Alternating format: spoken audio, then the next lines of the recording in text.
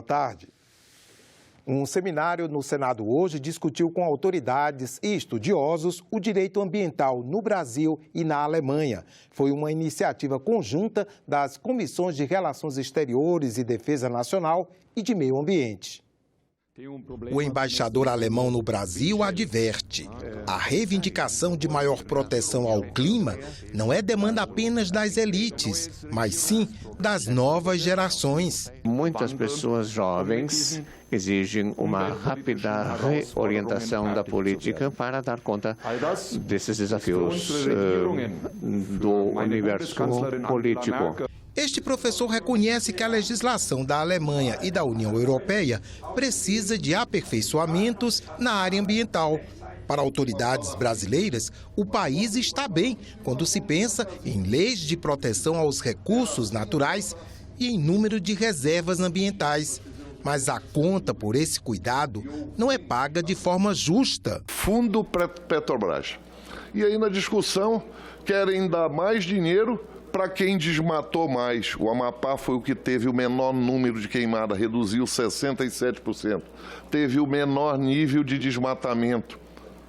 Só que não nos compensam por nada. O compromisso legislativo do Brasil com o meio ambiente é algo incomum quando comparamos a legislação americana, a própria legislação europeia. O Superior Tribunal de Justiça julga mais recursos em matéria ambiental que a soma de todas as demais cortes da América Latina. Para este jurista, é fato que temos uma legislação atual e instituições fortes. Mas, apesar disso, o que se passa à sociedade são as mensagens legais e políticas contraditórias. A lei diz uma coisa e o político, não importa qual é o partido, diz o oposto. Isto é grave. Lei é para ser cumprida. O desmatador e o grande desmatador no Brasil vive na perspectiva permanente. Não é apenas de uma nova anistia para os crimes praticados, mas também de regularização fundiária, desmata, anistia e privatiza a terra pública. O Senado aprovou ontem o programa Médicos pelo Brasil, lançado pelo governo em agosto. O texto segue para a sanção do presidente Jair Bolsonaro. O ministro da Saúde, Luiz Henrique Mandetta, acompanhou a votação. A medida provisória cria o Médicos pelo Brasil, em substituição ao programa Mais Médicos, em vigor desde 2013. O objetivo é enviar profissionais da saúde a locais de difícil acesso e alta vulnerabilidade. Um acordo federativo importante que vai ajudar as prefeituras, os estados necessitados a incorporar médicos pagos pelo Orçamento Geral da União, sem impactar nas folhas de salário das prefeituras. A medida provisória Médicos pelo Brasil permitirá 7.300 médicos a mais, absolutamente necessários. O programa será implementado pela Agência para o Desenvolvimento da Atenção Primária à Saúde. A escolha dos médicos será por processo seletivo, com provas escritas e curso de formação de 2 anos. O interessado deverá apresentar registro em Conselho Regional de Medicina, demonstrar que é especialista em medicina de família e comunidade ou em clínica médica. Cubanos que atuavam no Mais Médicos e permaneceram no Brasil após o fim do programa poderão ser recontratados por até 2 anos. Os senadores ainda aprovaram um projeto de lei específico sobre as regras para o exame Revalida, que avalia os conhecimentos dos médicos que obtiveram diploma no exterior. A aprovação do PL que trata do Revalida possibilitará colocarmos médicos brasileiros com CRM atuando nas nas regiões mais distantes, através de UBSs fluviais, através de UBSs tipo 1, tipo 2 e nos hospitais que nós estamos construindo e modernizando. As instituições no Brasil que poderão fazer esse revalida são cerca de 60 instituições, que têm nota 4 e 5. Metade delas são privadas e metade públicas, mas com critérios universais. Também foi aprovado um voto de repúdio à declaração do ministro da Economia, Paulo Guedes, sobre o AI-5, que foi o mais duro ato institucional decretado na ditadura militar. Não estão querendo respeitar a espinha dorsal do Estado Democrático de Direito, que é a Constituição da República Federativa do Brasil. Se houver um deslize, uma frase mal colocada, uma frase que passe, digamos assim, de um eventual contexto positivo, é importante que a crítica seja feita. Mas eu quero aqui sair em defesa do ministro Paulo Guedes, porque ele merece o respeito da sociedade brasileira pelo trabalho sério que ele está fazendo à frente do Ministério da Economia. Senadores e deputados se reuniram em sessão conjunta do Congresso Nacional e derrubaram 7 vetos presidenciais nesta quarta-feira. 2 foram mantidos e outros 2 serão votados na próxima terça-feira. O presidente do Senado, Davi Alcolumbre, ressaltou que a conclusão da análise de vetos abre caminho para a votação do orçamento do ano que vem, que deve acontecer até 17 de dezembro. Na pauta, 11 vetos. Deputados e senadores mantiveram 2 e rejeitaram 7. Outros 2 tiveram trechos destacados para votação em separado. Mas a sessão foi encerrada antes que esses destaques fossem votados, por causa de um dos vetos, que se refere à Lei de Diretrizes Orçamentárias. Havia acordos para a derrubada de vetos que, no entanto, não foram cumpridos. Acho que tem que ser conversada definitivamente com o governo e com os partidos que estão discordando dessa situação para ver se nós temos acordo ou se não temos acordo. Um desses acordos era para a derrubada do veto que mantém a chamada sucumbência, que são os honorários acima do teto salarial pagos aos funcionários da Advocacia Geral da União. Infelizmente, a frustração foi muito grande de nossa parte, certamente também dos líderes, porque os votos não apareceram conforme aquilo que se esperava. Faltaram 3 votos no Senado para nós podermos derrubar o veto que foi aposto pelo presidente da República na questão dos honorários da AGU. Agora, continuarão os funcionários da AGU, servidores da AGU, continuarão ganhando acima do teto. Ficou decidido que o governo deve enviar um novo projeto retomando o acordo. E uma nova sessão do Congresso foi marcada para a próxima terça-feira. Na pauta, vão ser votados os trechos destacados: volta da propaganda política gratuita no rádio e na TV, uso do fundo partidário para pagamento de multas por infração à lei eleitoral, prazo para aplicação de regra de inelegibilidade, pagamento de indenização a mulheres marisqueiras. Serão votados também na próxima semana 24 projetos que abrem créditos do orçamento.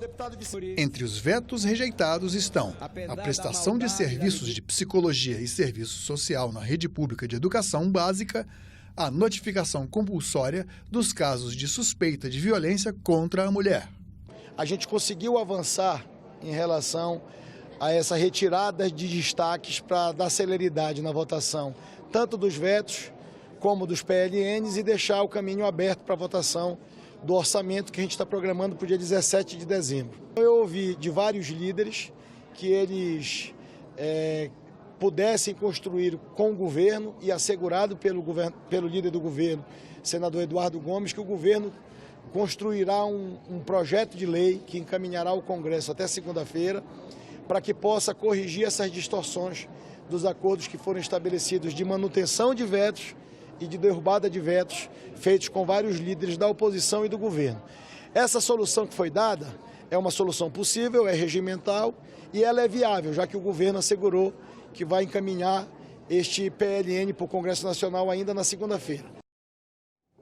Um grupo de senadores se reuniu ontem com o autor da PEC da prisão em segunda instância, deputado Alex Manente, na liderança do Cidadania. A proposta já foi aprovada na Comissão de Constituição e Justiça da Câmara dos Deputados. Os parlamentares disseram apoiar os 2 textos que tratam da prisão em segunda instância. Um deles é a proposta de emenda constitucional que tramita na Câmara dos Deputados. O outro é o projeto de lei do Senado, que altera o Código de Processo Penal para disciplinar a prisão após a condenação em segunda instância.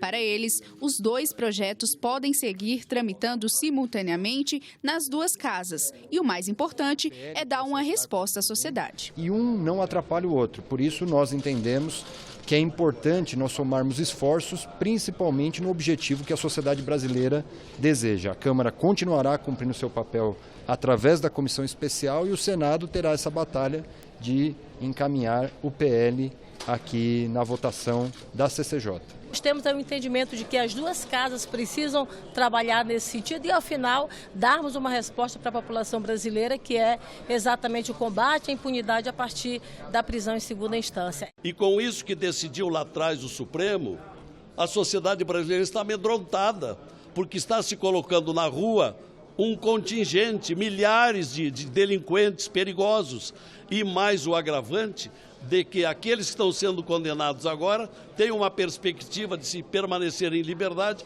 por muitos anos. É evidente que nós aprovaremos aqui e de forma célere a proposta de emenda à Constituição, se aprovada na Câmara, e esperamos que a recíproca seja verdadeira. Na próxima terça-feira vai ser realizada uma reunião de líderes no Senado para tratar dessas iniciativas sobre a prisão após segunda instância. O presidente da Câmara dos Deputados, Rodrigo Maia, se comprometeu a entregar um calendário de tramitação da PEC. Os líderes vão analisar a programação proposta por Maia e, a partir disso, decidir que passos vão tomar. O relatório do projeto que reestrutura a carreira e a previdência dos militares foi lido na Comissão de Relações Exteriores e Defesa Nacional. O relator, Harold de Oliveira, apresentou uma emenda de redação e o presidente da comissão, Nelsinho Trade, marcou a votação para a próxima terça. Votamos pela constitucionalidade, juridicidade, regimentalidade e, no mérito, pela aprovação do projeto de lei número 1645 de 2019, com a seguinte emenda de redação. Emenda.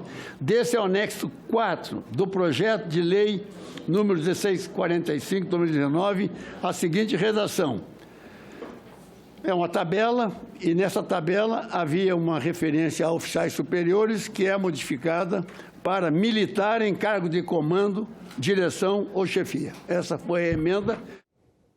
A CPI mista das fake news ouviu ontem autores de estudos que tratam da disseminação de notícias falsas em período eleitoral.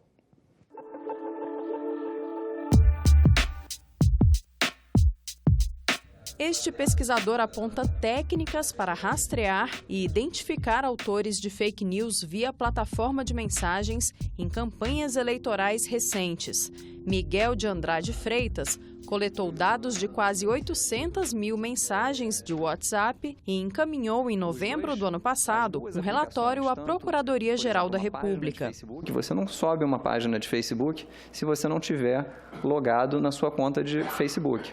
Da mesma forma, você não faz um upload no WhatsApp se você não tiver logado na rede do WhatsApp. Eles são obrigados a manter os registros de acesso por 6 meses. Freitas apresentou um exemplo de propagação de uma notícia falsa pelo WhatsApp e forneceu orientações sobre como continuar tecnicamente a investigação. É uma suposta conversa entre o Fernando Haddad e o Sérgio Gabrielli, combinando que eles fariam uma matéria fake na Folha de São Paulo. Todas essas ocorrências da mensagem são encaminhamentos sucessivos de um único upload original. O professor e sociólogo Marco Aurélio Rudy explicou o uso dos chamados robôs que disparam notícias falsas com o objetivo de ataque a adversários políticos. Há um disparo em massa, é um outro ponto muito importante, e finalmente isso é complementado por influenciadores e comunidades de influenciadores que operam de forma aderente às estruturas de desinformação automatizadas. O impacto disso qual é? Uma distorção brutal da informação, que já é assimétrica, se torna muito mais.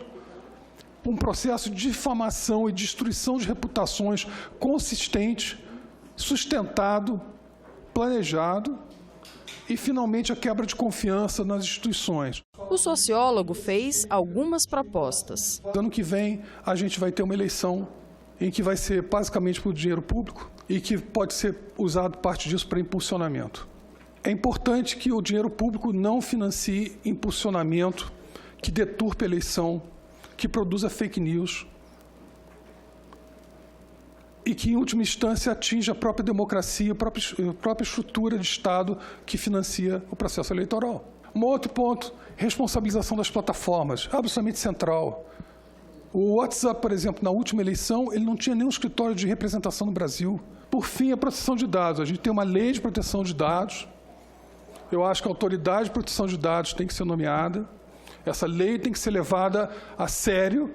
Os convidados responderam a alguns questionamentos dos parlamentares e ficaram à disposição da CPI. O presidente do colegiado adiantou quais serão os próximos debates. No dia 4/12, acabei de confirmar que agora, convidada, confirmou a presença da deputada Joyce Halsemann, dia 4, também às 13 horas. Como vimos no início do telejornal, o Senado aprovou o programa Médicos pelo Brasil, que pode oferecer 18 mil vagas para profissionais da saúde. Ontem, logo após a aprovação, nós gravamos uma entrevista com o senador Confúcio Moura, relator da medida provisória, na comissão mista que tratou do assunto. Acompanhe. Senador, muito obrigada por conversar com a gente. Já se dizia que essa medida provisória estava a ponto de morrer e que já estava na UTI, vamos dizer assim. E ela conseguiu ser finalmente aprovada. Como é que funcionou isso? Quando me avisaram ontem que ela está sendo votada na Câmara, eu falei, é milagre. Milagre aconteceu. Porque estava tudo conspirando porque ela deixasse a sua validade, né? E certo é que ontem foi o Rodrigo Maia, presidente da Câmara, numa atitude muito firme, né, apoiado pelas lideranças, colocou em votação, muito debate, muita puxa, mas lá depois da meia-noite ela foi aprovada. E quando ela chegou no Senado, ela chegou praticamente na véspera do prazo final para o que a gente chama de caducar, para que a medida provisória perdesse completamente a validade. Exatamente. Né? Será, logicamente, dia 28, né? Meia-noite, ela perderia a validade completamente. Isso seria um prejuízo para o Brasil sem precedentes. Por quê? Qual a importância dela? O prejuízo é justamente as pequenas prefeituras distantes, longínquas, inacessíveis assim por conforto e outros itens, que o médico não são desprovidas de assistência, não tem um médico nessas regiões. Então, esses médicos que se oferecem a trabalhar nessas cidades da Amazônia, no Mato Grosso, no Centro-Oeste, no Nordeste brasileiro, não só lá, também São Paulo, né? Campinas tinha, e outras cidades têm também o mais médico. Aquelas periferias mais perigosas. Claro. E ali, logicamente, esses prefeitos agradecem, porque é um dinheiro que o prefeito deixa de gastar. É um pagamento desse profissional, é feito pelo recurso do orçamento da União, do Ministério da Saúde. Na prática, é o governo federal assumindo a saúde dessas cidades, básica, desses lugares. levando o médico, né, para recepcionar os cidadãos, que é normalmente a pessoa da atenção básica, do posto de saúde, da UBS, ou as UPAs, são os diabéticos, os hipertensos, as grávidas, as pessoas com febre, com gripe, enfim, esses pacientes do dia a dia que enchem o pronto-socorro das cidades. Esse programa é aquele que viria substituir o Mais Médicos do governo Dilma ainda? Né? O Mais Médico, ele foi um projeto feito assim mesmo no peito e na raça, né? Que foi muito bem aceito pelo Brasil inteiro. Logicamente, houve críticas mais dos Conselhos Regionais de Medicina, porque pegava o médico sem o CRM. O médico recém-formado, fora do Brasil, ele fazia a sua matrícula e era oferecido por uma cidade, ele ia para lá. Mas o médico já entra com o CRM, passa pelo Conselho Regional de Medicina, habilitado, e aí esse médico, ele é submetido a um edital. Ele tem uma grande diferença, que esse profissional é acompanhado pelo Ministério, pela ADAPS, que é a agência que vai cuidar dessas contratações, e vai acompanhar com uma universidade ou a Fiocruz, monitorando esse profissional com informações, livros. Depois de 2 anos, ele sai especialista.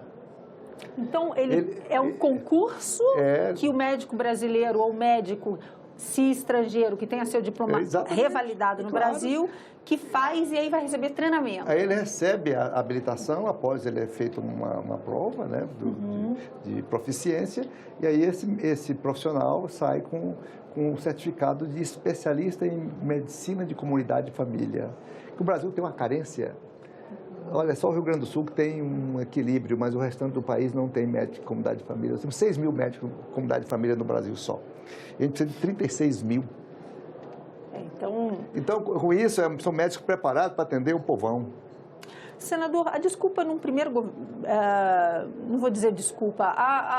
Um dos argumentos usados para a criação do programa Mais Médicos, ainda no governo Dilma, é que os médicos não tinham interesse, os brasileiros não tinham interesse de ir para essas localidades. E por isso aceitar esses médicos que vinham de outros países, e muito se falou dos médicos que vinham de Cuba, sem o CRM, porque eles aceitavam ir para essas regiões remotas. Agora, o que faz pensar que agora o médico brasileiro vai ter esse interesse?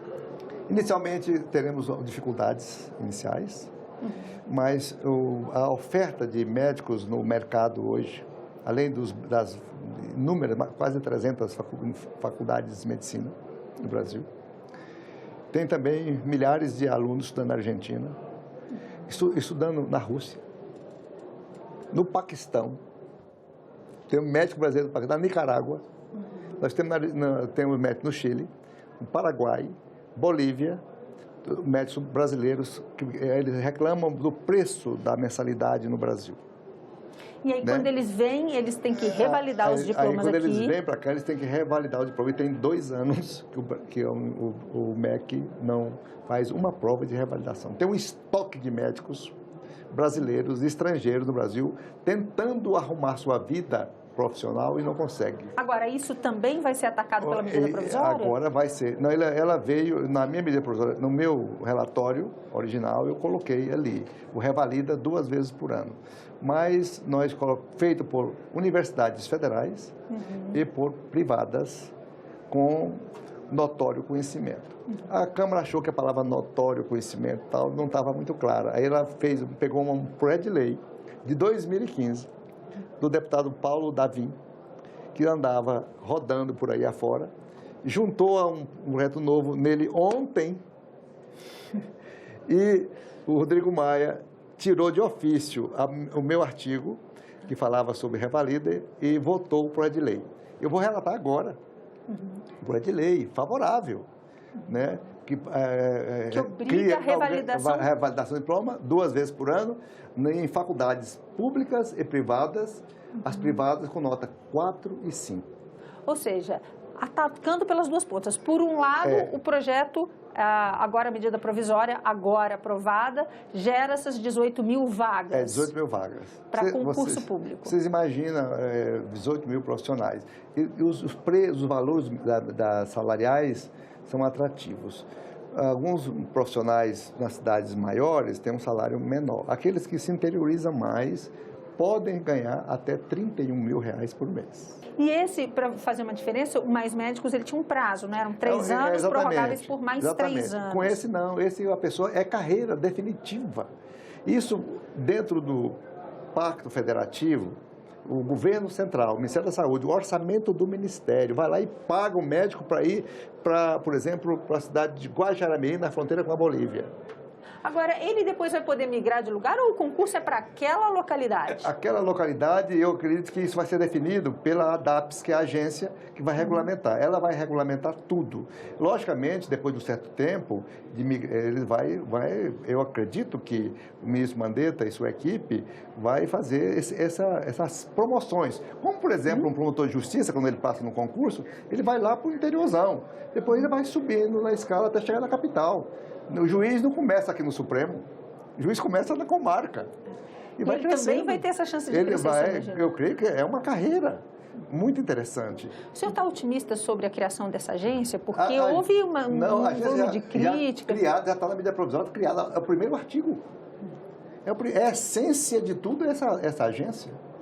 Ela que vai revolucionar, que por exemplo, se o médico não quiser continuar, ele pode pedir demissão, rescinde o contrato. Afinal, é CLT? É CLT. A dinâmica vai ser grande.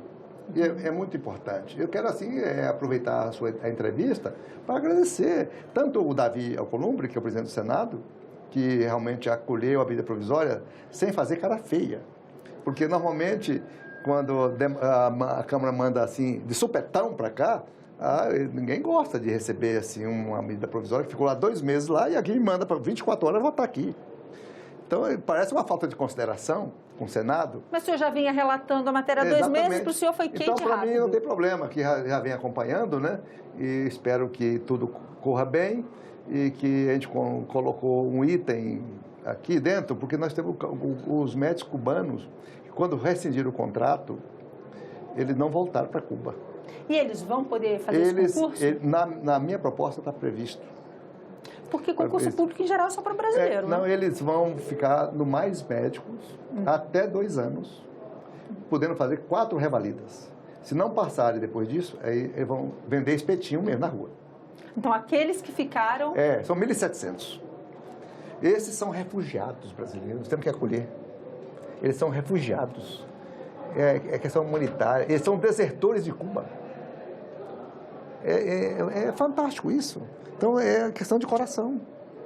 Esse cara que foi lá para o fim do mundo e agora optou pelo Brasil, e agora nós vamos deixar eles na Rua da Amargura? Não. Senador, muito obrigada por essa conversa. Nesta quarta-feira, os estudantes que participam do projeto Jovem Senador tiveram aulas sobre produtividade e orçamento da União. Até sexta-feira, eles vivenciam a rotina do mandato parlamentar no Senado e apresentam sugestões que podem virar projetos de lei.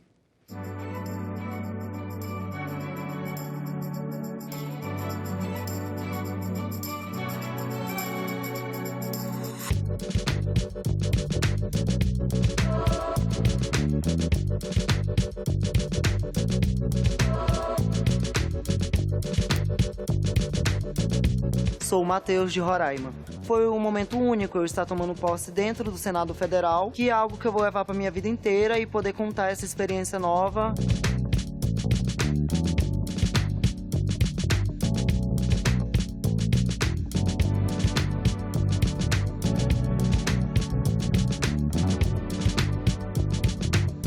Me chamo Bruna Luiz e sou do estado do Acre. Representar o meu estado é de uma grande importância para mim. Uma experiência que eu vou levar para o meu estado, para os meus amigos, para a minha família e para o resto da minha vida.